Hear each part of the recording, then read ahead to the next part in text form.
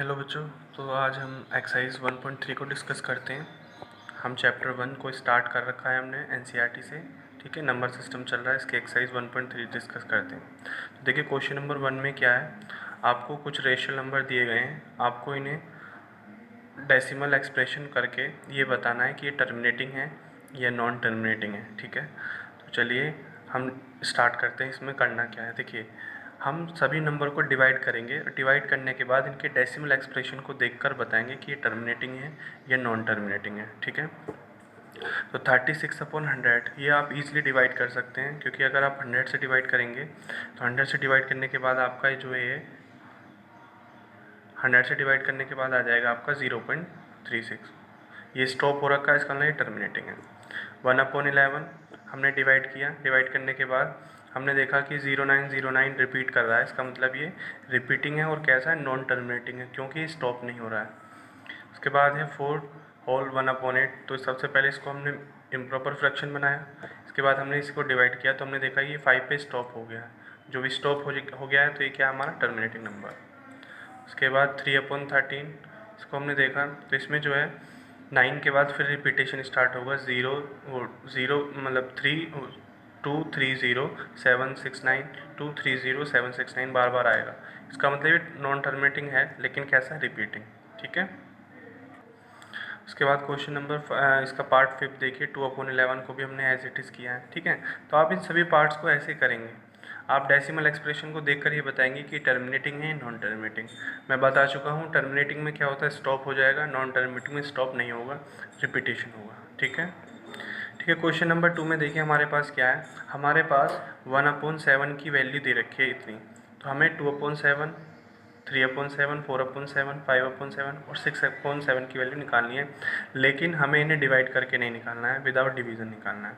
तो देखो बेटा, हमें 1/7 की वैल्यू पता है, तो अगर हम 2/7 की वैल्यू निकालना चाहते हैं तो 2/7 का मतलब क्या है, 2 × 1/7, और 1/7 की वैल्यू हमारे पास कितनी, ये। तो हम क्या करेंगे, इन दोनों की मल्टीप्लाई कर देंगे, तो मल्टीप्लाई करके आ जाएगा ये। ऐसे 3/7 4/7 की भी हम ऐसे ही वैल्यू निकाल लेंगे 1/7 से मल्टीप्लाई करके। ठीक है, देखिए जैसे यहाँ पे 5/7 6/7। ठीक है, तो ये क्वेश्चन कंप्लीट हो जाता है सेकेंड। क्वेश्चन नंबर 3 देखिए, क्वेश्चन नंबर 3 में आपके पास रेशनल नंबर दिए गए हैं। जितने भी बार वाले क्वेश्चन होंगे, ध्यान रखना है, बार वाले क्वेश्चन इसका मतलब रिपीटेशन होता है, और नॉन टर्मिनेटिंग रिपीटेशन जो होते हैं वो रेशनल नंबर होते हैं। तो इनको हमें P/Q की फॉर्म में लिखना है, क्योंकि रेशनल नंबर है। तो पहले सबसे पहले हम इस बार को हटाएंगे, तो बार हटाने से क्या होगा, जो जिस डिजिट के ऊपर बार था वो डिजिट बार बार रिपीट कर जाएगी। उसके बाद कितने डिजिट के ऊपर बार है, 1। तो जितने डिजिट के ऊपर बार होता है उस उतने ही 10 से मल्टीप्लाई करेंगे। जैसे एक डिजिट के ऊपर है तो 1 10 से मल्टीप्लाई किया दोनों तरफ। अब बेटा इसे देखो, 6.6666 लिखा हुआ है, तो इसको हम कैसे लिख सकते हैं, 6 प्लस डेसिमल के इधर वाला पार्ट इधर लिख दिया और डेसिमल के लेफ्ट वाला इधर। तो जब डेसिमल के राइट वाला पार्ट इधर लिखेंगे तो इसको हमने क्या माना है, x। तो इसकी जगह पर हम क्या लिख सकते हैं, x। ये x इधर और एक 10x इधर, तो ये x इधर जाके क्या हो जाएगा, माइनस। ये हो गया 9x is equal to 6, x is equal to 6/9। 3 से कट जाएगा, 3 2 जा 6, 3 3 जा 9। तो ये P/Q फॉर्म आ चुकी है 0.6 बार की। ऐसे देखिए क्वेश्चन नंबर 2। अब आपको ध्यान रखना है कि ये जो मैंने एनसीईआरटी के थोड़े पार्ट चेंज कर दिए हैं, वहाँ पर 0.47 बार है, मैंने 47 के ऊपर बार लिया है। ठीक है, तो देखो 47 के ऊपर बार है, इसका मतलब 47 47 47 बार बार रिपीट होगा। अब 2 डिजिट के ऊपर बार है तो हम किससे मल्टीप्लाई करेंगे, 100 से। जब हमने 100 से मल्टीप्लाई किया तो 47 डेसिमल के इधर आ जाएगा। अब क्या करना है, वही डेसिमल के एक पार्ट इधर, डेसिमल का दूसरा पार्ट इधर, और इस पार्ट को हम क्या लिख सकते हैं, x। तो x प्लस का इधर जाके माइनस, तो ये हो गया 99x is equal to 47। x की वैल्यू कितनी आ जाएगी, 47/9। ठीक है बेटा, देखिए यहाँ पर पार्ट थर्ड में क्या है, 0.001 बार, 0.1 के ऊपर बार है, इसका मतलब पहले इसको बार को हटाएंगे, तो जब बार हटेगा तो जिस डिजिट के ऊपर बार था वो डिजिट बार बार रिपीट हो रही है।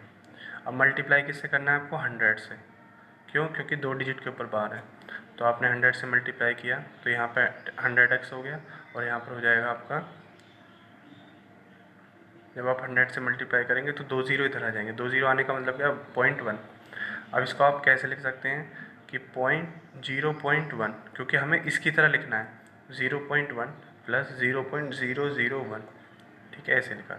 अब हम इसको क्या लिख सकते हैं, 0.001 को क्या लिख सकते हैं, x, यहाँ x लिखे, x प्लस का इधर जाके माइनस हो जाएगा, 100x माइनस x कितना हो जाएगा, 99x, और x की वैल्यू हो जाएगी आपकी 1/990, ठीक है। क्वेश्चन नंबर 5 को देखते हैं। क्वेश्चन नंबर 5 जो है वैसे इतना इम्पोर्टेंट नहीं है, लेकिन आप देखिए इसमें बताना क्या था, हमें 1 को 17 से डिवाइड करना था और हमें ये बताना था कि कितने डिजिट बाद ये रिपीटेशन होगा।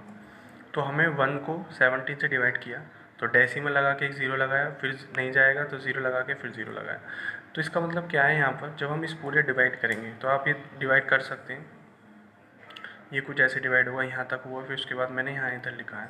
तो आप यहाँ देखेंगे कि 16 डिजिट बार ये रिपीटेशन होगा। 7 के बाद फिर से यहाँ पे 0, 5, 8, 8, 2, 3, 5, 2 ऐसे आने डिजिट आने लगेंगे, क्योंकि देखो यहाँ पर भी 1 है, 16 डिजिट बार, और यहाँ पे 1 था, ठीक है। तो 1/17 को हम ऐसे लिख सकते हैं, और यहाँ पर 16 डिजिट जो है वो रिपीट हो रही है, ठीक है। क्वेश्चन नंबर 6 देखिए। क्वेश्चन नंबर 6 में देखिए, क्वेश्चन आप एनसीईआरटी से देख सकते हैं। क्वेश्चन क्या है कि अगर हम कुछ रेशनल नंबर लेते हैं और वो रेशनल नंबर टर्मिनेटिंग है, ठीक है, तो हम उनके डिनोमिनेटर में उनके एक्सप्रेशन को क्या देख पा रहे हैं। तो देखिए बेटा, जब आप कोई भी रेशनल नंबर लेंगे और लेकिन वो रेशनल नंबर टर्मिनेटिंग होने चाहिए। अगर वो टर्मिनेटिंग होते हैं तो टर्मिनेटिंग में हम ये देख रहे हैं कि जो उनका डिनोमिनेटर है वो या तो 2 के फैक्टर हैं, या 5 के फैक्टर हैं, या दोनों के हो सकते हैं।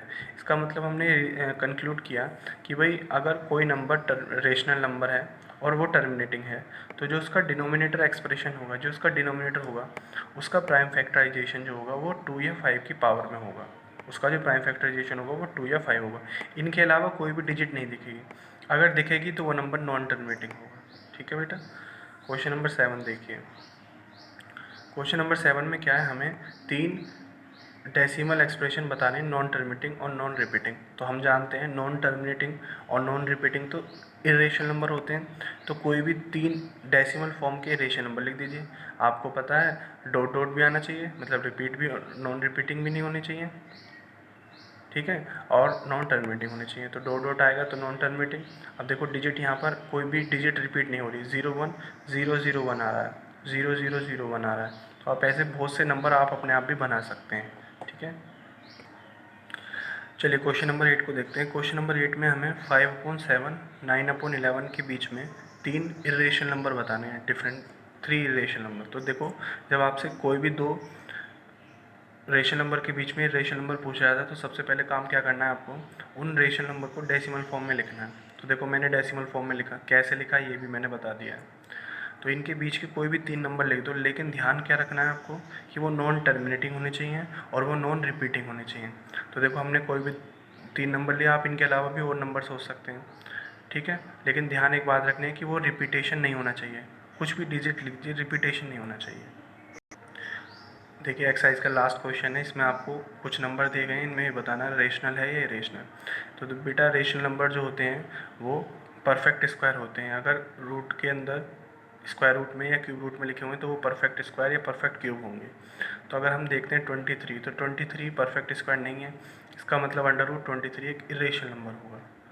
√225 मतलब 225 15 का स्क्वायर होता है, ये एक परफेक्ट स्क्वायर है, इसका मतलब ये एक रेशनल नंबर होगा।